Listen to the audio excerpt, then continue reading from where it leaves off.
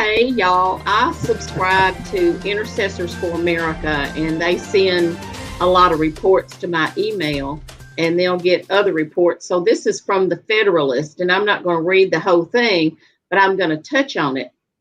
And the caption on it is, "After the statues, the mob comes for people." And it's very interesting because I like history. Any of y'all who know me, I like history, and it's got some of the history that has taken place before in the world. And it says, for millennia, King Mob has targeted society's icons with varied goals and to varied ends, and few things are more foreboding than his desecration of civic arts. Just as the targets have ranged from rulers to clergy, from tyrants to helpless, and from the guilty to the innocent, the outcomes have ranged from victory to defeat, depending on the society's strength and will. The symbols of a people never satisfy. People themselves come next. In 1790, mobs looted and pillaged Paris's treasured Notre Dame. To the revolutionaries, the cathedral symbolized everything that was wrong with France's history and society. Sound familiar? A history of kings, tradition, and religion, and a society beset by royal injustice and systemic inequality.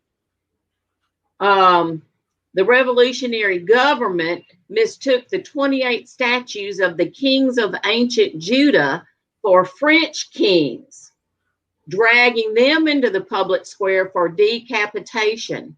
Their buried heads were not rediscovered for nearly 200 years.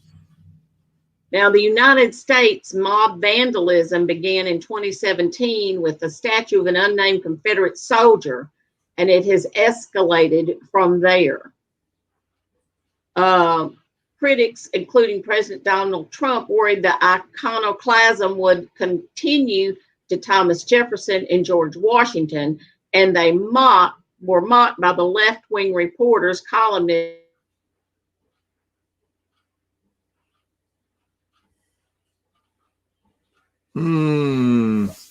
This is what happened during War Room this morning, and then we completely lost her. So, okay. So here we go. I'm going to bring us back in, I guess. And all right, they froze down there at the bottom. Let me remove her. All right. So I was trying to follow what she was saying, but the bottom line is, if they can destroy every vestige of society, every statue, every marker, every remnant, and her article was titled "People Are Next." Think about that, because it's just like a mob of locusts. And remember, locusts come from we can go to the symbolism there and everything, but you have this destructive horde that goes through and destroys that. Well, they're going to be hungry for something else next. And so the thought that it was people, I remember doing an article, or at least reading a news article back earlier this spring, or maybe it was even in the winter, where they are now talking about abortion for grown people. We'll abort them from society. And that's sort of what we're doing with the statues. And then, so let's sort of put those two together. Let's get rid of, we can call it abortion. We can call it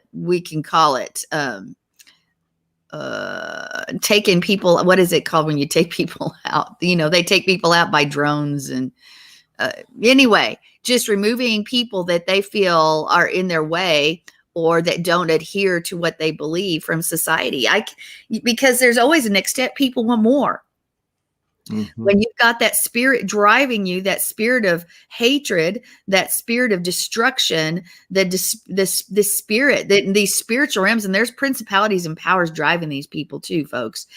They're going to want more. They're going to want to go to the next step and the next step and the next step. Mm-hmm. And so, her article makes sense. It's very, very plausible, very probable, actually, unless somebody puts their foot down. But it seems that everything is illegal in our society, or at least looked down upon and tried to be limited, except for the mobs of hate and riots and the evil. That's the only thing that's acceptable right now, at least in the United States. And that's really sad. It's what we see in the word, and we say it a lot, calling good evil and evil good. But it's very obvious. It's happening before our eyes. And I think it's not going to get worse. And then it goes another week. In our society, it breaks down more. And then it breaks down again and again. And you think, wow, we're really hitting close to rock bottom. And then something else happens that makes us even look more, that makes society even look worse. So who would have ever thought a year ago we'd be in this position?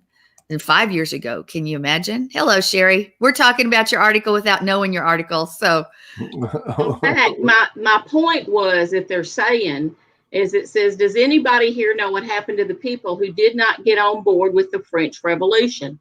A member of the mob shouted into a megaphone a week prior, talking about the demonstrations we have. It says chopped. The mob chanted its violent response. What are they calling these zones? The chop zone, So it's just crazy. It's just crazy. And we do need to be prayerful about what's going on. Yeah, you're right. Interesting. Here's my thought on it. And earlier this week, our area went through a hurricane. It was probably one of the lamest hurricanes I've ever been through. But everybody prayed, so that's okay. Yeah, it was good. Yeah, that's why it was lame. That's right. I'll go with that. Though a big branch did land on our tiny house, and we got to get that cut away. It's so funny because the tree is over here, the house is over here, and it fell off this side of the tree and landed on that side of the house. That's weird. Yeah, and it didn't damage the house. It's so interesting, but that's not why. Praise God. That's not my story. But we lost electricity for 22 hours during this time, the heaviest part of the storm, and we have a generator that we've had for 22 years and never used. We've never had to use it before. And so I broke it out before the hurricane and got it ready. And sure enough, we used it to keep our refrigerator and 2 fans going. Okay. And that's really all we really needed to do. It only ran for an hour and a half. So every hour and a half, I had to go out and put more gasoline in it and start it back up and keep it going. But what I'm getting at, though, is that during those 22 hours, which part of it was sleeping, and we like to sleep in the cool air, so we like our air conditioners, so we didn't have that. We just had a fan that could keep us cool. But when you go through something like that, to me, the first thing I think of, or what I think of going through, is all the things we take for granted. Because we're doing without all these different things, and the more hour by hour by hour goes by, the more you start praying, Lord, please bring the electricity back so we can have this. Lord, the next hour, Lord, please bring the electricity back so we can have this. And it's a different thing. And it's like, you as you're praying it, it's like, I really don't have to have that. That's just a luxury of our life, because really we're okay even without these things. We just haven't learned to live without those things. That's the deal. And so we have all these different thoughts and things going on. How does this apply to this news story? To me, all these people out there that are looting, and they're pulling down these statues, and they're knocking off people's heads, and they're saying all these things, and they don't really know what they're talking about. They literally are taking their life for granted. There are so many things that if they would stop and realize the reality of things and reason those things out, they would find out that it's really not important to do these negative things that they're doing. There's another way to solve this, because we just take for granted the things that we have. And that's the way I see it. And I've thought about it a lot, even with the coronavirus, is we go through that quarantine, that, you know, a lot of this thing, a lot of the thoughts that I have during this are things that we take for granted, like being able to go out and drive and go somewhere anytime I want. But then, I mean, if you live in a city where they're protesting and they're looting and stuff, now, you know, you can't even go do what you normally want to do because that's going on. And it's a simple fact that no matter what we go through in life, we need to recognize what it is that are luxuries in our life, which are most everything we have. In actuality, right now, me being able to have the Lamb Network is a luxury. I make my living off of it, but it's still a luxury. It's still a great way to make a living. It's a great way to get the word of God out and to be able to reach so many people.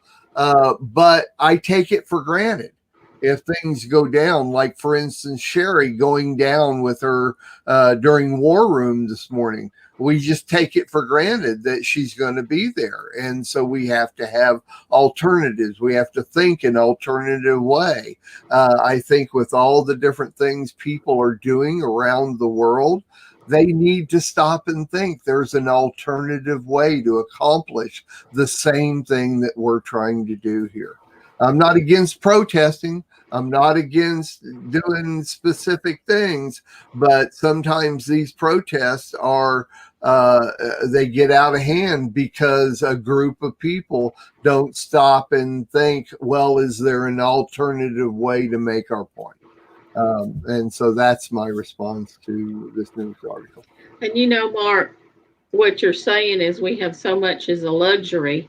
You know, when I was growing up, we didn't have air conditioning. I mean, we live in the South. I remember having window fans in the windows in front of a bowl of ice trying to get cool, you know. But if we really think about it, and I heard someone say this, and I'd never really thought about it, most people in the world do not even have a choice of what they're going to eat if they have something to eat. They don't have a choice. They eat the same thing all the time because that's what they have. We have all kinds of choices. When we moved from the big city here to the smaller town, I'd go in there and say, well, they don't have this and they don't have that. And I think, now, wait a minute, don't get aggravated. Be thankful for what you have. I'd have to stop myself, you know, because they don't stock the small towns like they do the big cities. So you don't have 25 different dressings to put on your salad, you know, and sometimes you don't even have the salad. So, but yeah, you're right. We live a luxurious lifestyle over here. We really do. But see, I don't think that those people you're talking about are the ones that are protesting. No, I'm not talking about that. No, I get what you're saying. Contrast. Sure. But the ones that are protesting are ones that are living very well. No, I'm talking about the people outside the U.S. I get it. I'm not talking about the protesters. I'm saying, as compared to what we have here, we're not thankful enough because we don't realize other people in other nations don't have the luxuries we have. Sure. Does that make sense? Sure. Yeah. But as far as the news story is concerned, that's what I'm talking about. And, anyway. I'm sorry, I got off topic. No, that's okay. Well, thank you for that. And it's this unfortunately, between COVID and the rioters and the effects of everything, it sort of consumes the news, because that is what's the news. That's what's making the news, because it affects this. And then the next week we find out it affects this over here, and it just goes on and on and on. So I'm sure we're going to give you some more information. Thank you, Sherry, for the news. And next up, we are blessed to bring you what we believe is the fullest, most diverse, yet up-to-date progressive teachings, discussion, and prayer programming you can find anywhere on this planet. Be sure to take the tour of the MessianicLambRadio.com website. I'm Susan Hoogie, thanking you for joining us on the Messianic Lamb Video Network.